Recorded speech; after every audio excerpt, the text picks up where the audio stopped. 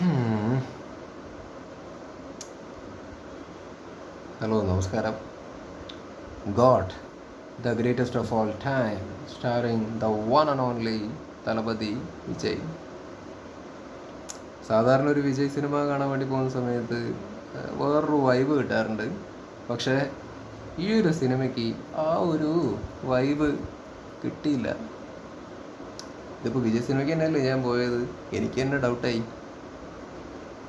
തിയേറ്ററിലൊക്കെ നല്ല തിരക്കുണ്ടായിരുന്നു. പക്ഷേ തിയേറ്ററിൻ്റെ അകത്ത് പടം തുടങ്ങിയപ്പോൾ വിജയിൻ്റെ സാധാരണ പടങ്ങൾക്ക് കിട്ടുന്നൊരു മൂഡ് കിട്ടിയില്ല.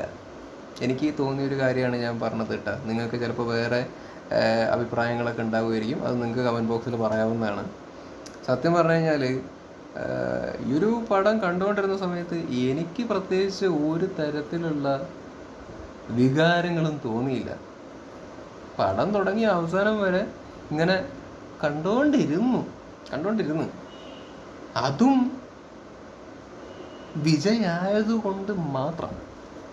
വിജയനെ എങ്ങനെ കണ്ടുകൊണ്ടിരിക്കാം? That's it. ഒരു തവണ കാണാനുള്ളൊരു പരിപാടിയേ ഉള്ളൂ. ഇത് കേൾക്കുന്ന സമയത്ത് നിങ്ങൾ വിചാരിക്കരുത് നമ്മൾ മൊത്തത്തിൽ അങ്ങ് ആക്ഷേപിക്കുകയാണ്, വിജയ് ഹേറ്ററാണ്, അല്ലെങ്കിൽ റൈറ്ററേയും ഡയറക്ടറെയൊക്കെ കുറച്ച് കാണുകയാണ്. അല്ലല്ലല്ല, റൈറ്ററും ഡയറക്ടറും ഒന്നും ഒരിക്കലും മോശമല്ല. അവരൊക്കെ പണി അറിയാവുന്ന ആൾക്കാർ തന്നെയാണ്. പക്ഷേ ഈ ഒരു സിനിമ എന്തോ ഒരു തരത്തിലും എനിക്ക് പേഴ്സണലി വർക്കായില്ല. പിന്നെ ചില ആൾക്കാർ വന്ന് ചീത്ത വിളിക്കാൻ സാധ്യതയുണ്ട്, ഫാൻസുകാരൊക്കെ. അവരോട് എനിക്ക് പറയാനുള്ളൊരു കാര്യം, നമുക്കൊരു വിരോധവും വിജയിനോടില്ല. നമുക്ക് വിജയിനെ ഭയങ്കര ഇഷ്ടമാണ്.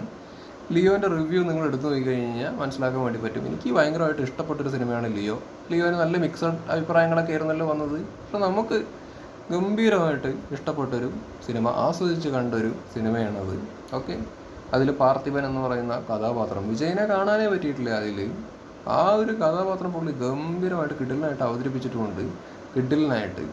അപ്പോൾ ഒരുപാട് ഫാക്ടേഴ്സ് ഉണ്ട് ആ സിനിമ ഇഷ്ടപ്പെടാൻ. അത് ആ റിവ്യൂ നിങ്ങൾ നോക്കിക്കഴിഞ്ഞാൽ മനസ്സിലാക്കാൻ വേണ്ടി പറ്റും. പക്ഷേ ഇതിലേക്ക് വരുന്ന സമയത്ത് എന്താ പറയുക, മൊത്തത്തിൽ ഇമോഷണലി ഒരു രീതിയിലും കണക്റ്റ് ആവണില്ല. ഇമോഷണലി ഒരു രീതിയിലും കണക്റ്റ് ആവാൻ വേണ്ടി പറ്റുന്നില്ല. എന്തൊക്കെയൊക്കെയോ ചെയ്യണം, എന്തൊക്കെയൊക്കെയോ ആവണം, ഇങ്ങനെ പോണു സിനിമ.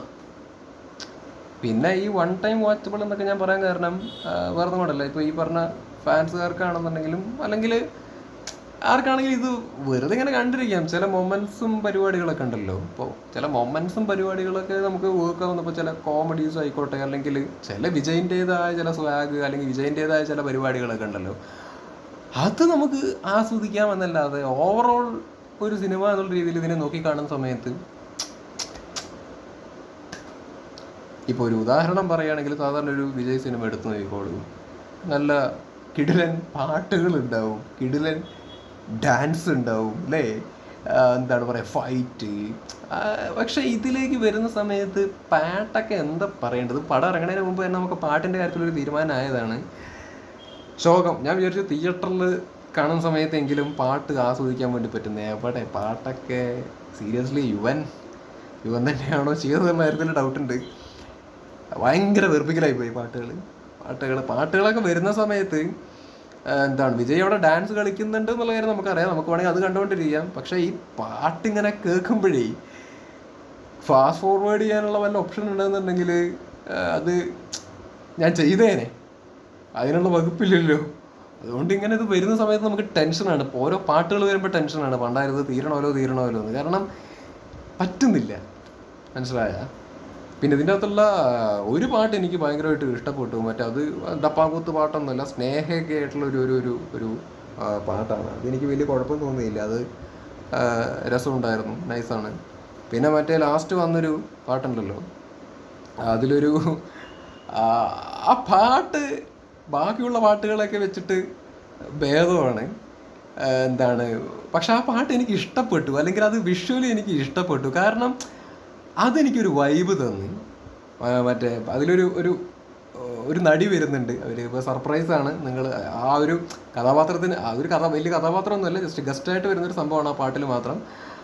അത് അവരിങ്ങനെ കണ്ടുകൊണ്ടിരിക്കുക, നല്ല സുന്ദരിയായിട്ടുള്ളൊരു നടി. അപ്പോൾ ഇങ്ങനെ കണ്ടുകൊണ്ടിരിക്കാനൊക്കെ നല്ല രസമായിരുന്നു. അപ്പോൾ ആ പാട്ട് ആ രീതിയിൽ എനിക്ക് ആസ്വദിക്കാനൊക്കെ പറ്റി. വിജയും പിന്നെ ആ നടിയും തമ്മിലുള്ള ആ ഒരു കോമ്പിനേഷൻ, ഡാൻസും പരിപാടികളൊക്കെ ആയതുകൊണ്ട് എനിക്കത് ആസ്വദിക്കാൻ വേണ്ടിയിട്ട് പറ്റിയിട്ടുണ്ട്. പിന്നെ ഫൈറ്റിൻ്റെ കാര്യം പറയുകയാണെന്നുണ്ടെങ്കിൽ ഫൈറ്റൊക്കെ ഇതിൻ്റെ അകത്തുണ്ട് കേട്ടോ. അതൊക്കെ അവർ നന്നായിട്ട് ചെയ്തൊക്കെ വെച്ചിട്ടുണ്ട്. പക്ഷെ ഒരു ഇമ്പാക്റ്റ് എന്ന് പറഞ്ഞൊരു സാധനം ഇല്ലല്ലോ. നമുക്ക് തോന്നും പാട്ടറാട്ടി പൊള്ളി, അത്ത വിജയ് പൊള്ളി, അതാ ഹൈ ഹൈ, അങ്ങനെ ഒരു സാധനമൊന്നും തോന്നിയില്ലടോ. ഫൈറ്റ് സീനാണെങ്കിൽ നമ്മളിപ്പോൾ ഇങ്ങനെ കണ്ടുകൊണ്ടിരിക്കുകയാണ്, അതാ ഫൈറ്റ് ചെയ്യണം വിജയ് ഹായ്, ഈ ഒരു സംഭവമായിരുന്നു. പിന്നെ ആകെ ഫൈറ്റിൻ്റെ കാര്യത്തിൽ ഇരിക്കപ്പുറതി ഇല്ലാതെ വന്നത്, അതായത് ഇങ്ങനെ ഇങ്ങനെ ഇങ്ങനെ ഇങ്ങനെ ഇങ്ങനെ ക്യൂരിയസ് ആയിട്ട് കണ്ടുകൊണ്ടിരുന്നൊരു ഫൈറ്റ് എന്ന് പറയുന്നത് മറ്റേ മെട്രോയിലുണ്ടായിരുന്ന ഒരു സംഭവമാണ്. ജയറാമൊക്കെ ഉണ്ട് അതിൻ്റെ അകത്ത്. ആ ഒരു ഫൈറ്റിൻ്റെ സമയത്ത് എന്തോ എന്താണ് വാട്ട്സ് ഗോയിങ് ടു ഹാപ്പൻ, ആ ഒരു സാധനം ആക്ച്വലി ഉണ്ടായിരുന്നു. അല്ലാതെ പ്രത്യേകിച്ച് ഈ ഫൈറ്റുകൾക്കും വലിയ ഇമ്പാക്റ്റ് ഒന്നും സിനിമയ്ക്കകത്ത് തോന്നിയിട്ടില്ല.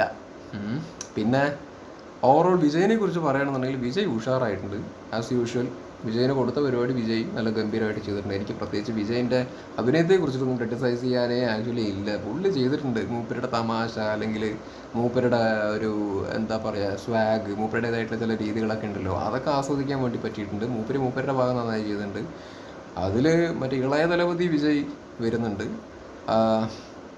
അത് സത്യം പറഞ്ഞു കഴിഞ്ഞാൽ വർക്ക് ആവില്ല എന്നാണ് ഞാൻ വിചാരിച്ചിട്ടുണ്ടായിരുന്നത് കേട്ടോ. ലൈക്ക് ഒരു തരത്തിലും വർക്ക് ആവില്ല എന്ന് വിചാരിച്ചിട്ടാണ് ഞാൻ പോയത്. പക്ഷെ എനിക്ക് ആ ക്യാരക്ടറും ഒരു കുഴപ്പവും തോന്നിയില്ല. ലൈക്ക് ലുക്ക് വൈസ് ആണെന്നുണ്ടെങ്കിലും വളരെ പെർഫെക്റ്റ് ആയിട്ട് വന്നിട്ടുണ്ട്.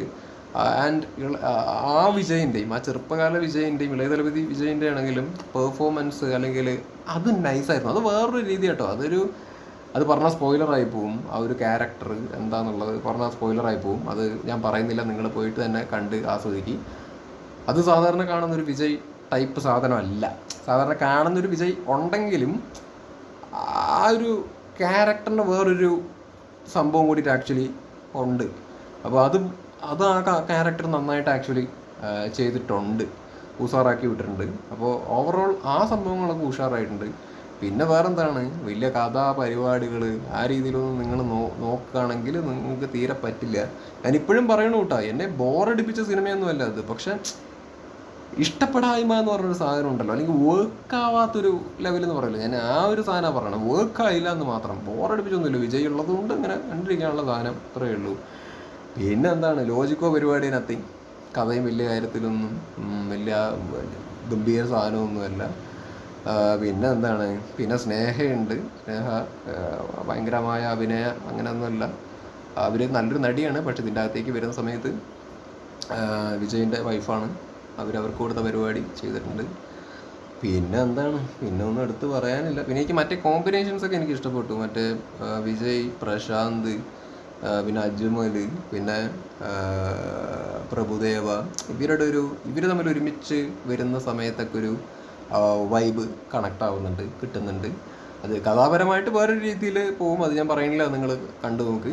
പക്ഷെ എനിക്ക് അവരുടെ ആ ഒരു കെമിസ്ട്രി അതെനിക്ക് പേഴ്സണലി ഇഷ്ടപ്പെട്ടു. അതാണ് ഞാൻ പറഞ്ഞത്. ഇത് ഓവറോൾ എടുക്കുന്ന സമയത്ത് പ്രത്യേകിച്ചായിട്ടൊന്നും പറയാനില്ല എങ്കിൽ പോലും ഈ സിനിമ വൺ ടൈം വാച്ചബിൾ ആക്കുന്നതിൻ്റെ ഒരു ഫാക്ടർ എന്ന് പറഞ്ഞു കഴിഞ്ഞാൽ ലൈക്ക് വിജയ് ഒരു ഫാക്ടറാണ്, പ്രധാന ഫാക്ടറാണ്. പിന്നെ ഈ ചില മൊമെൻ്ററി ആയിട്ട് വന്നു പോകുന്ന ചില കാര്യങ്ങളൊക്കെ ഉണ്ടല്ലോ. ഇപ്പോൾ തമാശ ആയിക്കോട്ടെ, എല്ലാം ഒന്നും വർക്ക് ആയിട്ടില്ലെങ്കിലും ചില തമാശകളൊക്കെ വെച്ച് ഓക്കെയാണ് വിജയിൻ്റെതായ സാധനങ്ങൾ. പിന്നെ ചില ഈ പറഞ്ഞ കോമ്പിനേഷൻസ് ഒക്കെ ഉണ്ടല്ലോ, ഈ പറഞ്ഞ ടീമിൻ്റെ ഒക്കെ, ഈ വിജയ്, പ്രഭുദേവ, അതേപോലെ അവരുടെ ഒരു ടീമുണ്ട്, അത് ഇടയ്ക്ക് വരുന്ന സമയത്തൊക്കെ അതിനോട് ഒരു സാധനം രസമാണ്. ലൈക്ക് അതൊരു വേറൊരു വൈബാണ് എനിക്ക് പേഴ്സണലി കിട്ടിയത്.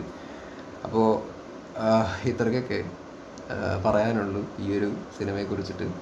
ഇനി നിങ്ങളുടെ അഭിപ്രായങ്ങൾ എന്താണെന്ന് വെച്ച് കഴിഞ്ഞാൽ കമൻറ്റ് ബോക്സിൽ പറയാം. ഞാൻ വീണ്ടും പറയണു, നിങ്ങൾ അന്തം ഫാൻസ് ആണെന്നുണ്ടെങ്കിൽ ചിലപ്പോൾ എന്നെ വന്ന് തെറി വിളിക്കുകയായിരിക്കും, ചീത്ത വിളിക്കുകയായിരിക്കും. നേരെ മറിച്ച് അത്യാവശ്യം ക്വാളിറ്റിയൊക്കെ ഉള്ള വിജയ് ഫാൻസ് ആണെന്നുണ്ടെങ്കിൽ ഞാൻ പറയാൻ ഉദ്ദേശിച്ച കാര്യം എന്താണെന്നുള്ളത് നിങ്ങൾക്ക് മനസ്സിലായിട്ടുണ്ടാവും.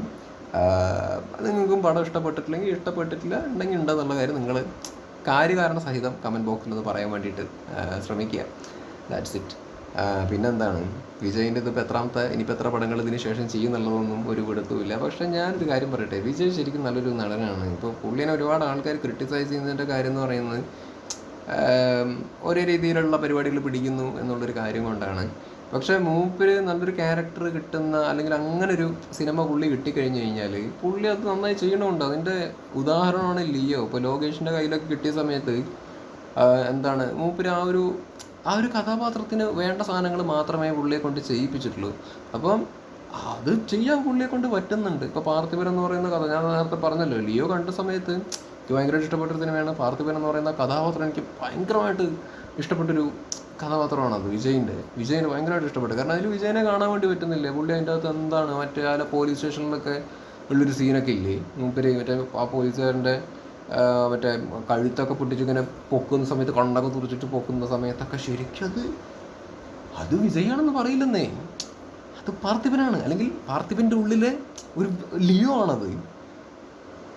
വിജയ് നമുക്ക് കാണാൻ പറ്റില്ല. അതാണ് ആ കഥാപാത്രത്തിന് ഒരു ഡെപ്ത് ഉണ്ട്. അല്ലെങ്കിൽ ആ കഥാപാത്രം ഒരു ഗംഭീര കഥാപാത്രമാണ്. അപ്പം അങ്ങനെയുള്ള പരിപാടികളൊക്കെ കിട്ടുന്ന സമയത്ത് പുള്ളി ചെയ്യുന്നുണ്ട്, ഗംഭീരമായിട്ട് ചെയ്യുമ്പോൾ അത് തെളിയിച്ചതാണത്.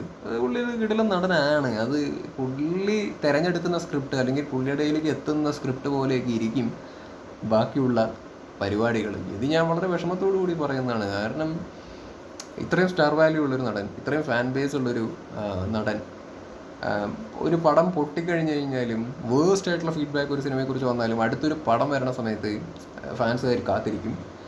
ഫാൻസുകാർ ഭയങ്കരമായിട്ട് കാത്തിരുന്ന് തിയേറ്ററിലേക്ക് അത്രയും ആവേശത്തോടു കൂടി തന്നെ പോവും, കാണും. അത് അത്രയും സിൻസിയർ ആയിട്ടുള്ള ഫാൻസ് ആയതുകൊണ്ടാണ് അങ്ങനെ ചെയ്യുന്നത്. അപ്പോൾ ഇത്രയും ഫാൻസ് ഉള്ളൊരു നടൻ ഇത്രയും സ്റ്റാർഡമുള്ളൊരു നടൻ,